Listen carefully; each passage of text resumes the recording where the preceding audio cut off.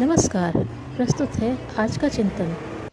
भारतीय इतिहास में भगवान राम का चरित्र सबसे उच्च और आदर्श रहा है।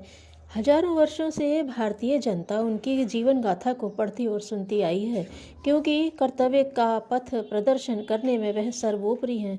यदि रामायण को हम हिंदू जीवन का कर्तव्य शास्त्र कह दें तो इसमें कोई अतिशयोक्ति नहीं है, क्योंकि भगवान राम के जीवन में पग पग पर हमें कर्तव्य पालन के दिग्दर्शन होते हैं। यही मानव जीवन की सबसे बड़ी संपत्ति है। हमें भगवान राम की कथा का पाठ ही जीवन भर नहीं करते रहना है, वरन इसके साथ साथ उनके आदर्श गुणों व कार्यों को अपने जीवन में धारण करना है। यदि हमारी प्रवृत्ति इस ओर नहीं बढ़ती है तो हम राम के जीवन से कोई विशेष लाभ नहीं उठा सकेंगे। जिस प्रकार से उन्होंने अन्याय के विरुद्ध झंडा खड़ा किया था, हमें भी सद्ज्ञान सद्विचारों के माध्यम से जनता का मार्गदर्शन करना है। अन्याय व अज्ञान के उन्मूलन के लिए अपने कर्तव्य को समझना है। भगवान राम केवल अपने ही परिवार के प्रति कर्तव्यनिष्ठ नहीं रहे, वरन राष्ट्रोत्थान के लिए निरंतर प्रयत्नशील रहे। वास्तव में भगवान राम का पृथ्वी पर अवतरण ही आसुरी शक्तियों के विनाश और देवत्व के विकास के लिए हुआ था। रावण जैसे शक्तिशाली राजा का वध करके शांति की स्थापना की। इसके लिए उन्हें 14 वर्षों तक वन में कितने कष्ट सहन करने पड़े होंगे, उसकी कल्पना करके हृदय कांप उठता है। जब राज्याभिषेक होने जा रहा हो तब 14 वर्ष का वनवास के दौरान पत्नी सीता का हरण, भैया लक्ष्मण का शक्ति प्रहार से मूर्छित होना, इतने कष्ट एक साथ आए। भगवान राम त्याग की मूर्ति थे। उन्होंने विपत्ति में भी धैर्य रखा और कर्तव्य पूरा किया।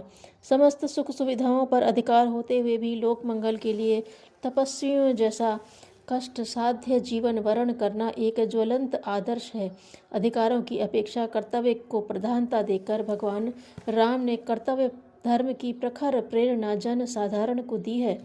सर्वसमर्थ होते हुए भी सारा श्रेय अपने सुहृदों को देने का उनका आदर्श स्तुत्य है। भगवान राम ने केवट, निषाद, शबरी आदि को सम्मान देकर जन्म जाति के आधार पर नीच ऊंच का अन्याय मूलक मान्यता का उन्मूलन किया। जब शक्तिमान तथा साधन संपन्न व्यक्ति स्वार्थवश अनीति को पोषण दे रहे हों, तब सत्पुरुषार्थियों के सहयोग से अन्याय का निवारण किया जाना चाहिए। रीछ वानरों के सहयोग से भगवान राम ने यह कर दिखाया। शौर्य के साथ विनय तथा आत्मीयता के साथ न्याय निष्ठा आदि गुणों का अपूर्व संगम भगवान राम में देखने को मिलता है। राज्य का शासन सूत्र ग्रहण करने के बाद प्रजा के हित का ध्यान रखते हुए उन्होंने उसको इतना सुखी बना दिया कि राम राज्य का शब्द आज तक सुशासन का पर्यायवाची समझा जाता है। मानव जीवन के हर अंग की उत्कृष्ट मर्यादा स्थापित करने वाले भगवान श्री राम के शिक्षण को अपने जीवन में धारण करके हम धन्य हो सकते हैं। रामनवमी ऐसे ही संदेशों और प्रेरणाओं से भरी हुई है।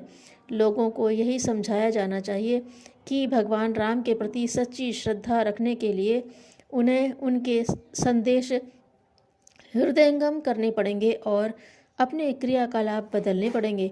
मात्र तिलक लगाने, आरती उतारने और नाम रटने से ही भक्ति का प्रयोजन पूरा न हो सकेगा।